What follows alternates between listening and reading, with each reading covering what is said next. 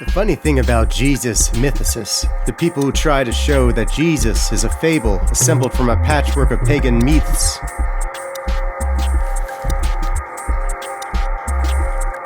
is that they will latch onto anything to show where the Jesus story originates, except for the Old Testament. The one text that really is anticipating Jesus Christ. But I'll throw the mythicists a bone here, because if Christ is truly the Logos, the source of all truth, and the ground of all reason, then we really ought to see Jesus, however distorted, in the pagan stories.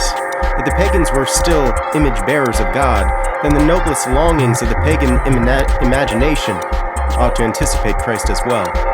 And so Christ is also the true Orpheus, leading his beloved out of Hades, but successfully.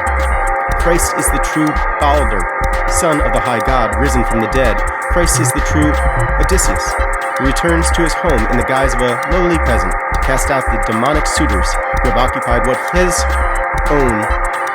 his own to rule, and be reunited with his faithful bride.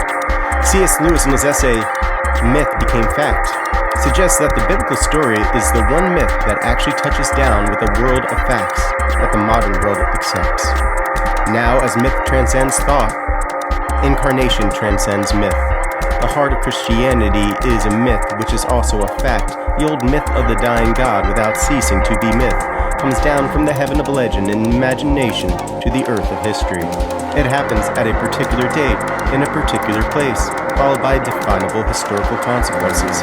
Once we pass from a Balder or an Osiris, dying nobody knows when or where, to a historical person crucified, that is all in order, under Pontius Pilate. By becoming fact, it does not cease to be myth. Then, that is a miracle. I suspect that men have sometimes derived more spiritual sustenance from myths than they did if they did not believe the religion they professed. To be truly Christian, we must both assent to the historical fact and also receive the myth, fact though it has become, with the same imaginative embrace which we accord to all myths. One is hardly more necessary than the other.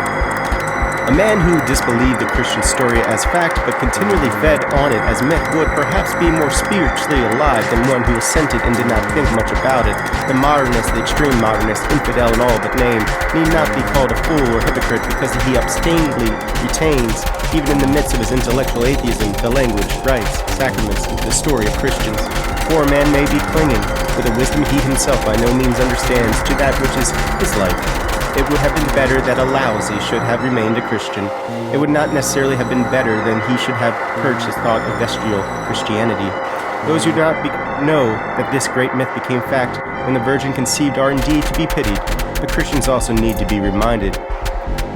Quirinius for reminding us that what became fact was myth, that it carries with it into the world of all fact all the properties of a myth. God is more than a God, not less. Christ is more than Balder, not less. We must not be ashamed of the mythical radiance resting on our theology. We must not be nervous about parallels in pagan Christ. They ought to be there. It would be a stumbling block if they weren't.